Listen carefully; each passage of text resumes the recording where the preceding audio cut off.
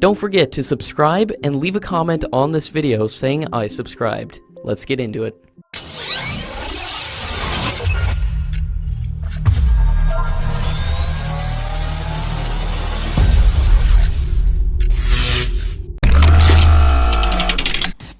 With confirmed orders of 40 Tejas Mk1 and 83 Mk1A, and the likely order of 201 units of Tejas Mk2 variant, the composition of Indian Air Force fleet for the first time will comprise of 42% of the aircraft made of indigenous locally developed aircraft.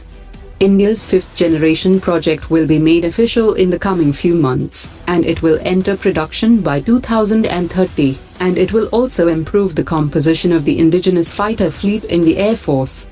India will also start the SU-30 replacement program by 2050, and will invest in the development of a heavy category aircraft, making 70% of the fleet entirely of locally developed aircraft. For the first time, India successfully tested the supersonic Brahmos with an Indian-made seeker. The Brahmos was last tested in November 2017 from the Indian Air Force's SU-30 jet fighter. All the tests for the air version of the Brahmos will be completed by the end of this year, completing all the different versions of the Brahmos.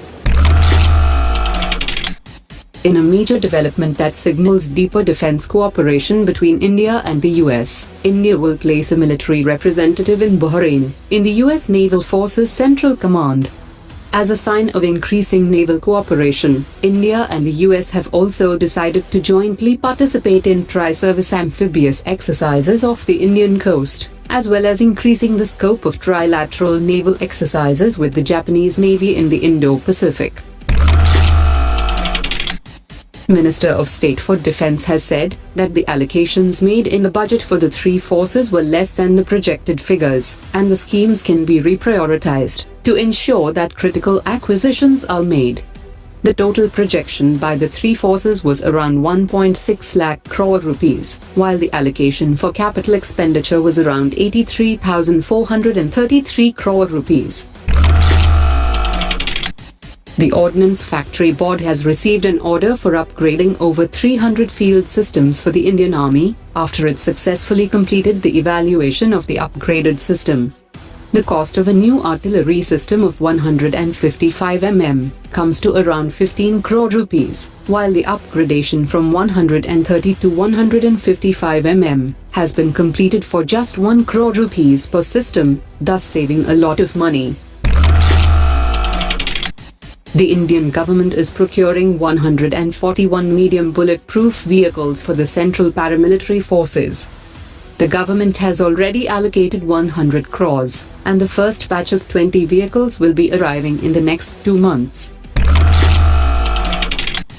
Japan is planning to develop its own aircraft carrier and buy American F-35B fighter jets, which can take off and land vertically, making them suitable for shorter deck carriers such as the Izumo, and small islands which don't have full-length runways for aircraft.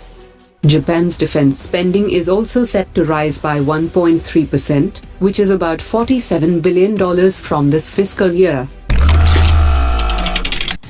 Under the new export policy, which is due to be released next week, US President Donald Trump will soon make it easier to export American drones, potentially to allies and partner countries.